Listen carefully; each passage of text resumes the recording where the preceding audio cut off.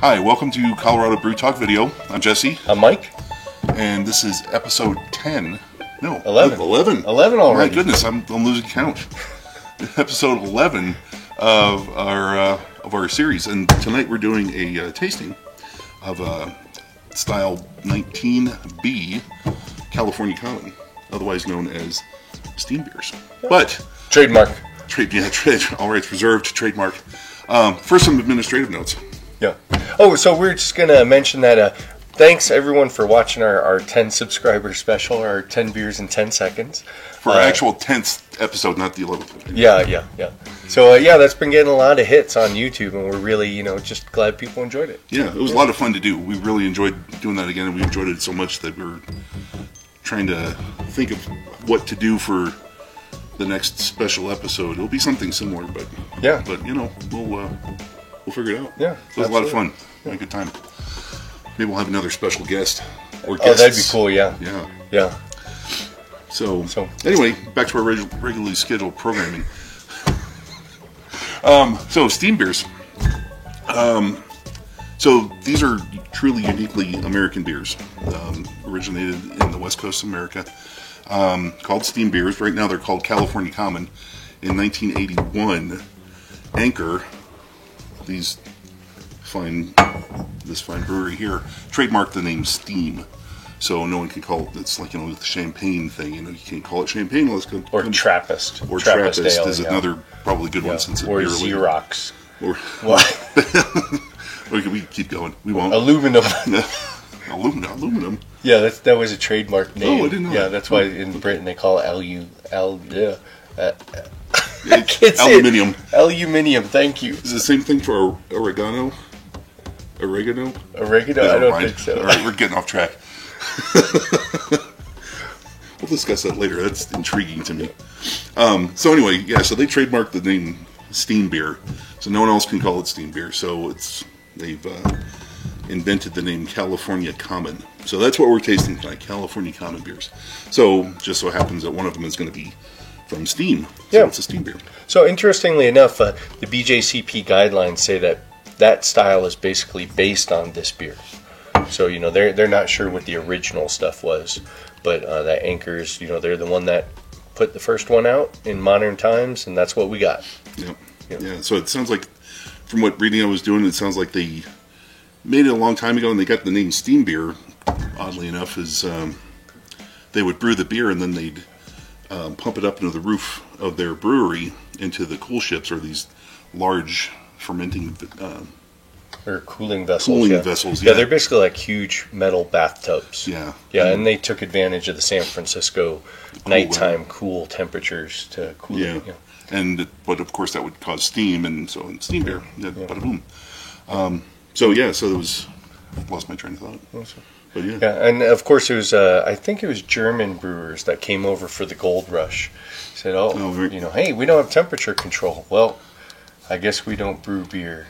No, they persevered. They didn't say that. They persevered. They said, we'll make this. Yeah, there's a lot of things Germans won't say, and that's not one of them. Yeah. So,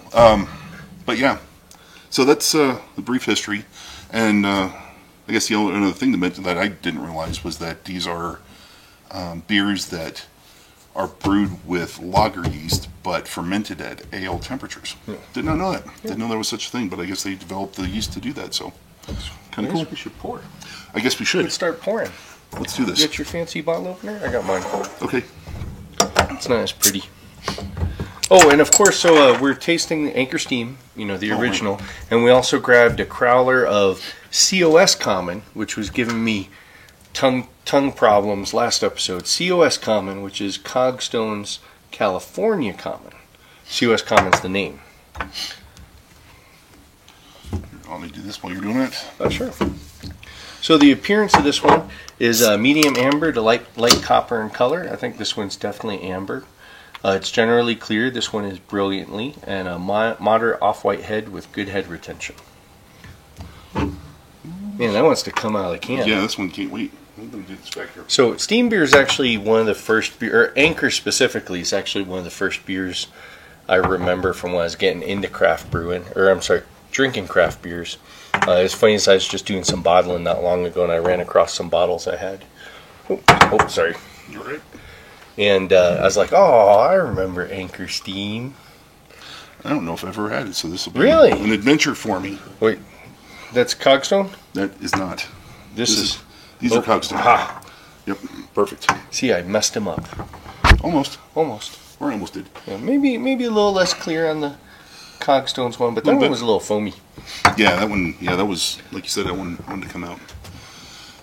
So for the aroma, we're looking for kind of a hoppy aroma with a woody or rustic or minty hop aroma. Definitely checks off the caramel and toasty smells. Yeah. Aromas. Yep, and a little bit of fruitiness is acceptable. But yeah, that's nice and clear.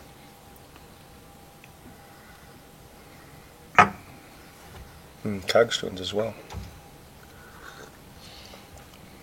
I jumped right into sipping. Sorry, I can't help myself. So they should be moderately malty with a, balance is going to be on the hot bitter side. Malt character's toasty, not roasted, and caramelly. Caramely. I didn't make that word up. That was Caramelly. Caramelly. Hop flavor is low to medium low and may present as wood, rustic, or minty, just like the aroma. And hop bitterness is medium to medium high. Yeah, and I was definitely getting that from the steam. Was toasty, not roasty, toasty, with a bitter, kind of a bitter finish, slightly lingering. Yeah. Lots of toasty caramel flavors in there. That's really nice. Yeah. I guess that's one advantage of having a style developed for your beer is that it is what I say it is absolutely on point every single time. Even if they change it, it's still on point. Hey, it's my style. Yay.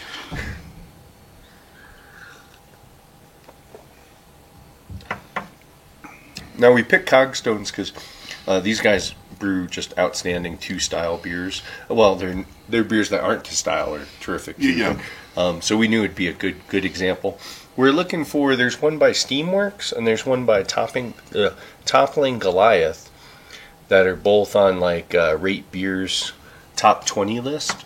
The other examples for the style, I don't remember what they were, but they weren't in production any longer. So. Yeah. They're not very common, obviously. Unlike, as the name would suggest. That's good. Although the Cogstones you get a little nut flavor in it. That's what I was trying to identify. Thanks for that. Yeah, and it's not nearly as bitter, not nearly as hoppy finish. I like that. Yeah. I don't know if it's a nut. No, I think you nailed it. As soon as you said nut. That's unique. I like that. Yeah. I don't know if that's exactly to the style, but it's definitely very it's good. Darn tasty. Yeah. That's something I'm not a big fan of nut flavored beers. Mm-hmm. Well, this is really mild. But yeah, it's not. It took me until you said it to identify it. Yeah. Experimental Brewing's just done actually a couple of episodes. It could have been recently, but I'm way behind on my podcast. It could have been a little while ago. About Anchor's Celebration Ale, like their Christmas ale. I guess that's famous out there. They've been making it for 45 years. Oh, yeah. And every year the recipe's a little different. Huh. And people collect them. Oh, and they're talking about going to a restaurant and getting a 15 beer flight of the 15 consecutive years. I was like, man, they must really stockpile those. No kidding, right? 15. Oh, that's a lot of beer. 15, even in a flight, even tasters, 15 beers. Yeah. Oh. Well, and they didn't intend to have people age them so long. They didn't realize people were going to do that, so they kind of upped the alcohol in it to help it last a little bit. Yeah. Yeah, I can't imagine something like this would sell very well. So obviously a good session beer. Yeah. Yeah. Yeah, because this is, the one from Cogstone's 5%. That's not too terrible. I don't know if I can find it. I can't find it. Yeah. Oh, what's that outside there? In here. Yeah, okay. 12 fluid ounces. Oh yeah, 4.9%. Okay. 4.9, I believe. So yeah, that's not too bad. Yeah, so you could drink several of these. Yeah. I love the bottles though. They're super cute. Those are kind of cool. And actually, this 6-pack says limited edition packaging. It is illustrated by San Francisco artist Paul Madonna. Oh yeah, him. Yeah, me and him. We're like this. That's me. So the one thing I will note that it's funny, after I tried the Copstone beer and then tried the steam one, I really picked up the caramel in the steam. Did you? Like, yeah, I was like really I was gonna say, now that it's warming up, I'm getting more of the toasty Mm-hmm. flavor to it.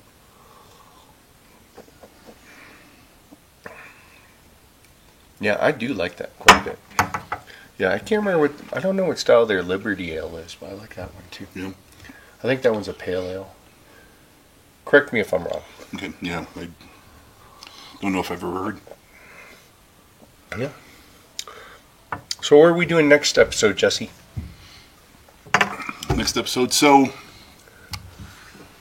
I think what we'll probably wind up doing is one of the things we have on tap, so to speak, was to do a pre-prohibition porter. We only have one. So I think I mentioned in the previous episode that I had my niece move out here from Delaware, and she was able to pick up a Yingling porter, which is pre-prohibition porter. And she just brought that one bottle across the country. One bottle, just because that was so important. Now she brought a bunch of other stuff. So we're gonna do that and try out the pre-prohibition porter. And she brought 18 other beers, different. I know, It's gonna right? be a long episode. It might be. It might be. No, we'll select, I don't know, one or two more, and we'll try those. We got a variety of brewers in there. We got 2SP, got a couple from. I never heard of them. Yeah. Yeah, no, So we'll be going in blind. Yeah, one from Trogs, one from Sly Fox, a couple others that I'm not familiar with. So we'll try them. I'm looking forward to it. I'm pretty excited. Yeah, so we're thinking the Prohibition Porter and then an East Coast Treasure Trove Sampler. Yeah. And then our Jerry, who was on the show last episode, his fiancee happened to be in Idaho Springs over the weekend, and she grabbed a couple of 6-packs of Tommyknocker beers for us. And most of them I haven't had before. We're thinking about dropping some of those either in segments or an episode or two. I'm not sure what we're doing yet. Yeah. Yeah. We'll have to figure it out. So we have a couple. So I think we have the Czech Premium Pale Lager. That was another one and you have that one. Well, not premium, right? Oh, Czech Pale Lager. Czech Pale Lager. I think it's just pale lager. Yeah. Well, that's one you But brewed. yeah, so I So brewed that's it cooking right now. and I kegged it this weekend, so it's in its lager phase. A couple weeks it should be ready. Yeah. Okay. What's neat is I had enough to fill up I filled up my little tiny baby keg. It's like a 1.5 gallon keg, and I still had a bunch left over, so I put in a 2-liter bottle with one of those, one of those ball lock fittings on top, and so I'll be able to check that to see how it's clearing up. Yeah. I checked it before I came over. It wasn't very clear. So we got that Yep. on tap. Yeah, excellent. And then the British Strong Ales. We selected that a week or two ago. Yeah. And so those we should be able to find, but you want to try to keep the difficult ones kind of cranking as well as the easy to find ones, so we don't get a stockpile of these hard to find beers and that'll just cause problems. So, but with that, I think we're also going to choose one more so that we have a healthy little. Yeah, another option in our pocket. Yeah, you never know. But this time we're going to break up the monotony. We've had zeros of complaints that every time we do the hamster ball, you shake it and I choose, and people say that it's rigged. Oh yeah. And by people I mean no one. No one. Here we go. Okay. Ready? Yep. Wait, you got tape. Yep. So you yank. There you go. Wait, look that way. What do we got? We've got 24C. Well, let's see what we got. While we pull up our JCP style guidelines.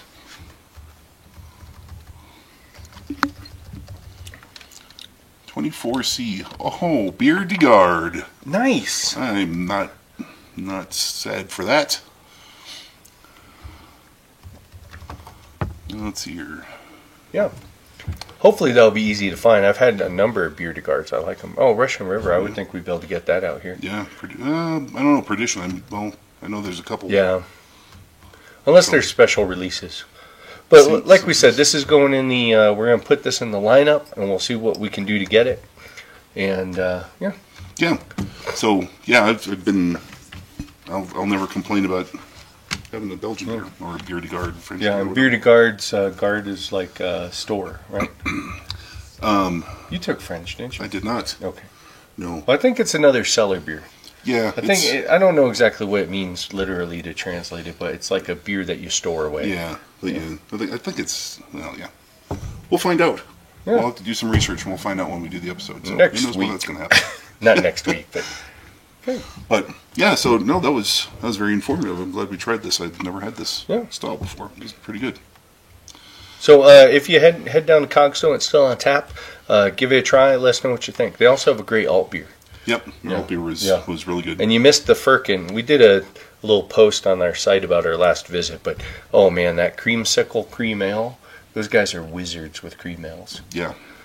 And they celebrated a 4-year anniversary. 4-year anniversary. They had a great band. And they were doing that all week, so yeah. Man, last week though, sorry. Yeah. So now it's back to the grind for them. Yeah. Get back to work, guys. So we're good? Yeah, I got nothing else. So remember, if you have suggestions, comments, feedback of any sort, you can email us at info@cobrewtalk.com. You can also leave a comment on either the webpage post or on the YouTube video or on the Facebook page. That's the thing I was going to mention is we started posting our Thirsty Thursday meetups. Every week we go out on a Thursday usually, and we started posting those to Facebook. Follow the page. You're welcome to join us. Yeah, if you're around. The entire internet. All of you. Fly in. Except Bob.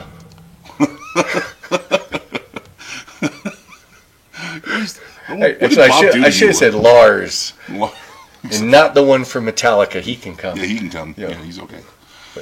Anyway, until next time. Yeah. So cheers. Cheers. Thanks for watching our video. Check out our website at coloradobrewtalk.com for more great content. While you're there, be sure to leave us a comment or drop us a line with your thoughts. You can also find us on Facebook and Twitter at CO Brew Talk, or follow the links below. Make sure to like this video and subscribe to our channel so you don't miss any future content. Or episodes. That's the case, baby. All right. 1, 2, 3.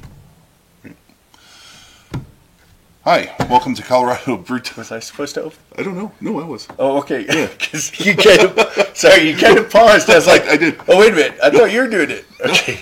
No, that was me.